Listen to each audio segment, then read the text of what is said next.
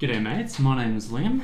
Today I'm going to talk to you guys about how I got into programming and game design. I first had this interest in game design when I was really young. It started when I first played Pokemon Blue and Jak and Daxter, two of my most favourite games. When I first played them, I was like, I don't care how they made these things, I gotta learn how to do this.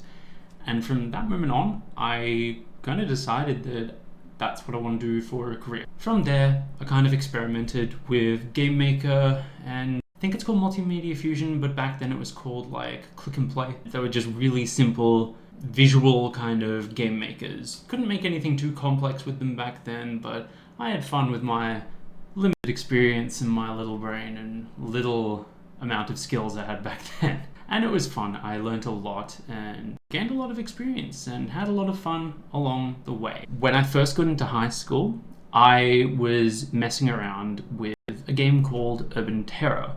Urban Terror is a Quake 3 mod that went standalone, and it's kind of like Counter-Strike but faster paced, and you can kind of like jump around and bunny hop around and circle jump, strafe jump, wall jump, and the lot of that. It is a movement kinetic shooter basically. So I was making custom maps for that. Now that included making things like custom sounds, custom music, custom textures, custom scripts, custom everything. It was a really fun time because that was back when the game was really active and there was a lot of players around, and it was really cool because my cousin and I were kind of like collaborating, making maps. We started to make this thing called the DK map pack, which was DSX and Crassus.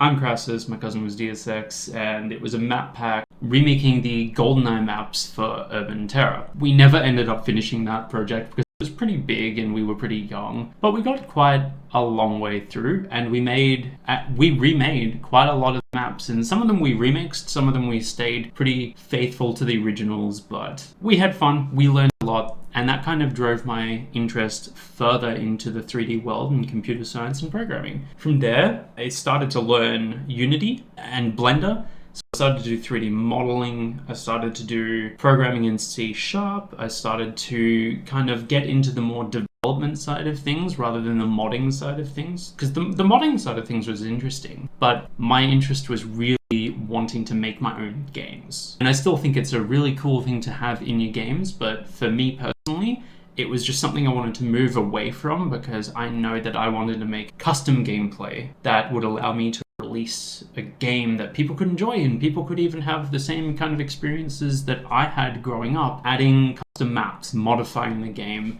to make it how you kind of like it, you know? I think that's really cool. From there, I kind of progressed. I made some prototypes. I made my own small games in Unity, and I continued on in university. I didn't study computer science. I did archaeology. Through doing archaeology, I was able to, it kind of extended the way I thought about things. It helped me problem solve. It helped me think about things differently. And it also gave me time in my spare time to really develop my own skills in computer science and programming and teach myself a lot. By the end of my degree, I had already taught myself quite a lot of skills when it came to programming. And from there, I got my first job as a software tester. And that was because I made a number of different projects, and I was able to show quite a good portfolio for the skills that I had and the technical knowledge that I had taught myself. It was a little bit difficult for me to get from software testing into the dev world because I think that, well, I don't want to speculate about anything, but just for me, I wanted to get that degree because I knew that computer science would teach me exactly what I needed to know and give me a structured environment, letting me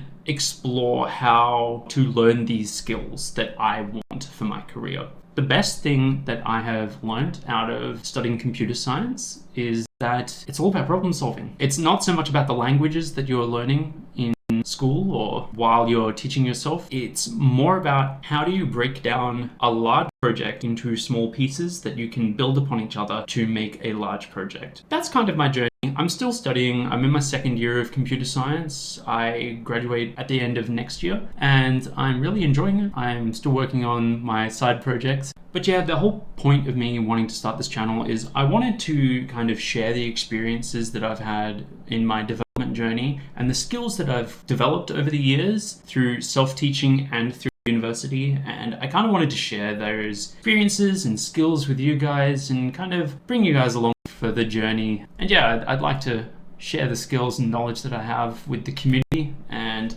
hopefully have a blast together, make some games, encourage each other along the way, because game dev and anything dev related or creative related is hard. And yeah, absolutely, I'd love to encourage each other, get to know each other, and have fun on this journey of development. So yeah, thank you for watching, and I'll see you guys in the next video that I make.